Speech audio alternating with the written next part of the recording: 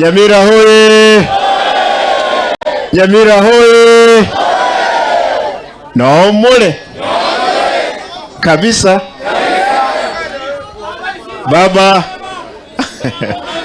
Baba, nataka nichukue nafasi hii mimi kama Simba Arati, Vice Chairman wa chama cha ODM, nikualike hapa Nyamira, Kisii na Nyanza, kwa sababu sasa mimi ndio nashikilia pande hii.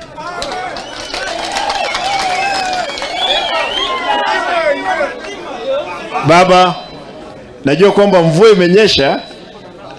imenyesha, lakini tunashukuru kwa mbaraka ya Mungu.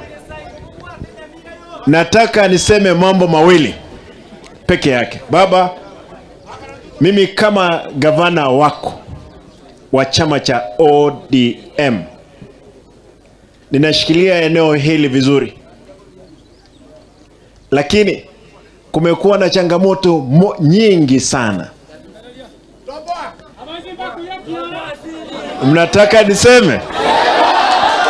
Mnataka niseme? Mimi ni mwanaume na nitakufa kiume katika chama changu cha ODM. Wiki 3 zilizopita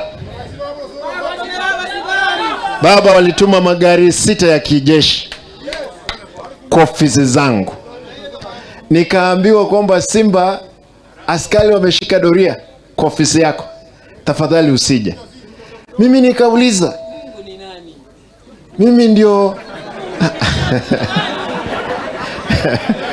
nilijiuliza vizuri kwamba mimi ndio the king of this kingdom. Can I really run away from my kingdom? A king dies in his kingdom. And I decided to face the officers.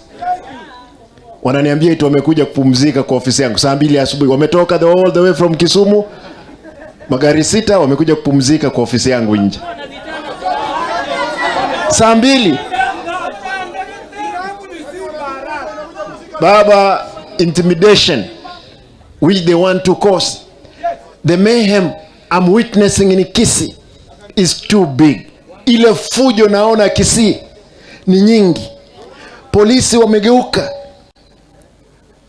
wamechagua vijana kata, wanaua vijana ambao walikuwa wanaitwa vijana wa mboga, ni wao. Bodaboda ni wao. Sasa wamejinja kijana mmoja hapo town katikati eti kwa